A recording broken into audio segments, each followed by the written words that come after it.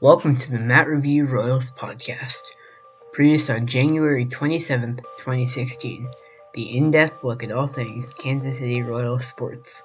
I am Matthew Long, and today I will be talking about all trades that have happened since last week. There have also been lots of interesting tweets and articles about Royals baseball. And I have my weekly Royals flashback. I was unable to get a guest today, but hopefully next week I will be able to kidnap someone and have them talk baseball with me for 5 minutes. If you would like to keep up with my Instagram and Twitter, they are in the description, along with all the Matt reviews that were on Instagram before starting this podcast. I'm also putting a link to a Google Doc with the full transcript of the show notes. You can also find my email below. I am open to you emailing me any questions you might have regarding Royals baseball. Now, on to today's podcast. As always, there should be a timeline on screen now, starting with the Gordon signing and going until 1-26. The only trade at this time on Wednesday was signing 37-year-old right-handed reliever Peter Molan to a minor league contract with an invitation to spring training.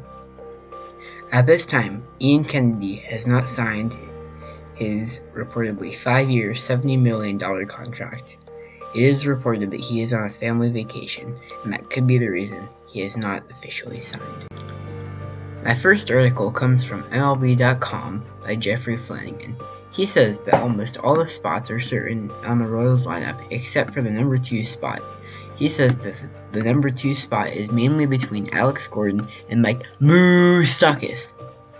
Number 1, Escobar. Number 2, Moustakas or Gordon. Number 3, Kane. Number 4, Hosmer. Number 5, Morales. Number 6, Gordon or Moustakas. Number 7, Perez. Number 8, Omar Infante or Christian Colon, the second baseman. Number 9, Dyson. It is unclear who would be the second baseman and how the players will perform. This is all up in the air right now, and nothing is certain until after spring training. Article link is in the description as always. The second article is also by Flanagan and tells us what to look for in spring training. Dyson is taking over as a starting player for the first time. He should be interesting to watch. Who the second baseman will also be fun, and of course the pitching staff, with Kennedy possibly signing Duffy, Brian Flynn, and Dylan Glee, all who do not have set places in the pitching staff, if even in the majors. Also, the rotation will be shaken up. Here's my list of where our pitching staff will be in 2016. Starting pitchers: Chris Medlin, Chris Young, Edison Volquez, Ventura, Ian Kennedy if he signs, and Danny Duffy. And a bullpen of Tim Collins, Wade Davis, Brian Flynn, Herrera, Hochevar, and Soria.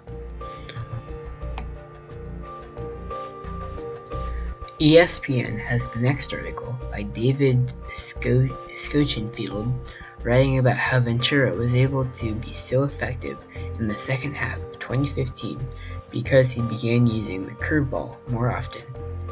In case you don't know, curveballs produce more ground balls. Although he did not get as many strikeouts, he was able to rely on his infield to get outs. A big reason this worked for him because he has Eric Hosmer, Escobar, Moustakas, and so many other talented defensive players that were able to back him up. Royals review writer Max Reichbar has my next article. He wrote about what we could expect from the Royals for the rest of the winter. His list was a cost-effective starter, cost-effective bullpen guy, backup outfielder, and a second baseman. Last week, I talked about the Royals' 2016 payroll and how it was getting dangerously close to $130 million. We do not have the money or space on the 40-man roster for all of these players. I could see Dayton Moore supplying Yost for the 6-man roster, and we would have that if the Kennedy deal goes through. And he would have a great pitching staff with plenty of backups in the minors as we have a very good AAA and AA team. But a second baseman is definitely needed, as a player batting .220 is not ideal for a team already struggling on offense.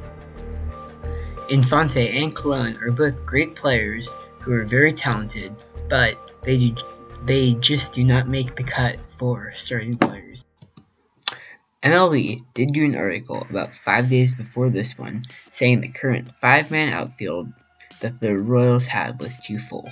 Gordon, Kane, and Dyson plus one more man is really all they need, and another one would just be taking up space on the already full 40-man roster.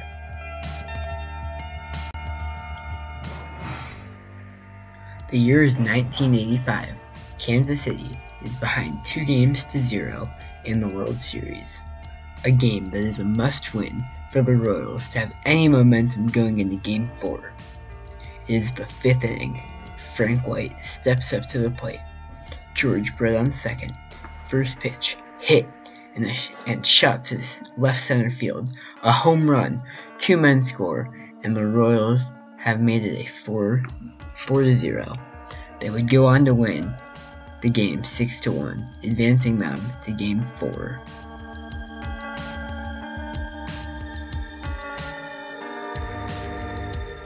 I hope you enjoyed today's podcast. These are very fun to record and edit.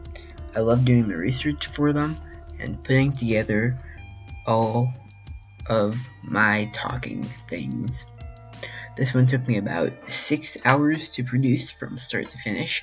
I would love it if you could like it, and let's hope that we see our Royals back just like they were in 1985 again in 2016. Stay Royal, Kansas City.